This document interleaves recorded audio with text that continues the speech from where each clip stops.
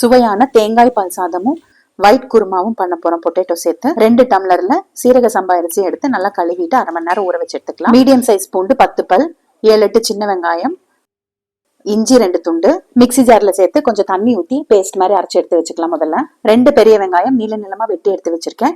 5 பச்சை மிளகாய் கட் பண்ணி எடுத்து, ஒரு மூடி தேங்காய், எனக்கு பால் வெள்ளையா கிடைக்கணும்ன்றதுனால தோலெல்லாம் சீவிட்டு குட்டி குட்டியா கட் பண்ணி நான் மிக்சி ஜார்ல சேர்த்திருக்கேன்.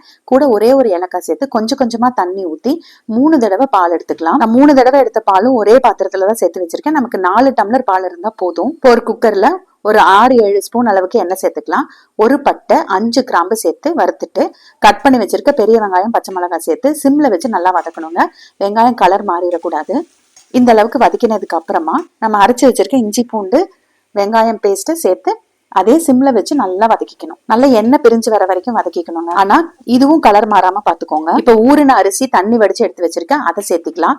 சேர்த்திட்டு 2 பெரட்டிக்கலாம். அண்ட் 4 டம்ளர் தேங்காய் பால், 2 டம்ளர் அரிசிக்கு 4 டம்ளர் தேங்காய் பால், 1 ஸ்பூன் அளவுக்கு கல்லுப்பு சேர்த்து மிக்ஸ் பண்ணிட்டு குக்கர் மூடி போட்டுட்டு ஆவி வந்ததுக்கு அப்புறமா வெயிட் போட்டுட்டு சிம்ல 10 நிமிஷம் வச்சு எடுத்தா போதுங்க. ஆவி நல்லா அடங்கினதுக்கு அப்புறமா ஓபன் பண்ணிட்டு நல்லா கலந்து விட்டுக்கலாம்.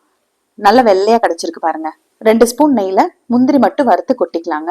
சூடா இருக்கும்போது ரொம்ப கலந்துட வேண்டாம், லைட்டா கலந்து விட்டுட்டு அப்படியே மூடி வச்சிருங்க. அவ்வளவுதான், சாதம் ரெடி ஆயிருச்சு. அடுத்தது குருமாக்கு ஒரே ஒரு உருளைக்கிழங்கு எடுத்திருக்கேன், ஒரு பெரிய வெங்காயம் எடுத்து எல்லாத்தையுமே கட் பண்ணி எடுத்து வச்சுக்கலாம். இப்போ ஒரு கையளவுக்கு கட் பண்ணி தேங்காய் சேர்த்திருக்கேன், இதுவும் தோல் எடுத்திருக்கேன்.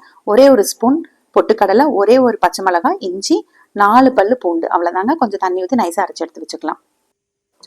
ஒரு சின்ன குக்கர்ல 2 ஸ்பூன் அளவுக்கு எண்ணெய் ஊத்திட்டு ஒரு சின்ன துண்டு பட்டை 2 கிராம்பு சேர்த்து வறுத்துட்டு நம்ம வெட்டி வச்சிருக்க பெரிய வெங்காயமும் பொட்டேட்டோ பீசஸையும் போட்டு 2 நிமிஷம் வதக்கிக்கலாம். நீங்க பச்சை மிளகாய் அரைக்க சேர்க்காம வெங்காயம் வதக்கும் போது சேர்த்து வதக்குனீங்கன்னா இன்னும் ஒயிட்டா கிடைக்கும் குருமா. அரைச்ச விழுத சேர்த்து இன்னும் கூட கொஞ்சம் தண்ணி ஊத்தி கலந்து விட்டுக்கோங்க. தேவையான அளவு தண்ணி மட்டும் ஊத்துங்க, ரொம்ப தண்ணியா இருக்க கூடாது. அரை ஸ்பூன் கல்லுப்பு சேர்த்து கலந்துட்டு குக்கர் மூடி போட்டு ஒரு 2 விசில் விட்டு எடுத்தோம் அப்படின்னா நமக்கு பொட்டேட்டோ வெந்துரும். அவ்வளவுதான், குருமாவும் ரெடி ஆயிருச்சு. தேங்காய் பால் சாதத்தோட இந்த குருமா வச்சு சாப்பிட்டு பாருங்க, ரொம்ப சூப்பரா இருக்கும்.